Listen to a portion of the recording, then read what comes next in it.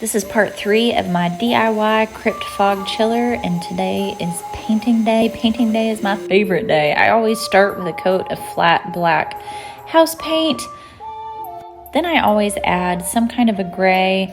Today I had some beige paint that I found in the oops pile at Home Depot for $7. So I mixed some black into it and watered it down, threw it in my paint sprayer, and now I'm going to just go over the entire crypt with a very light coat. Now this is a little bit backwards. I wasn't originally going to put cracks, but these pieces of foam that I used for this crypt had these lines in them, and after painting they just looked really, really bad. So I went over every single one of those lines with my soldering pen to create cracks, and then I had to go back over those with more black paint to cover them in black, and then back over the whole thing again with gray. I actually think it turned out really, really good. So then we dragged the freezer into the basement and made sure everything fit. It didn't, so Tyler had to get his saws out and cut the bottom part of the freezer off. While he was at it, he went ahead and drilled some holes in the side of the freezer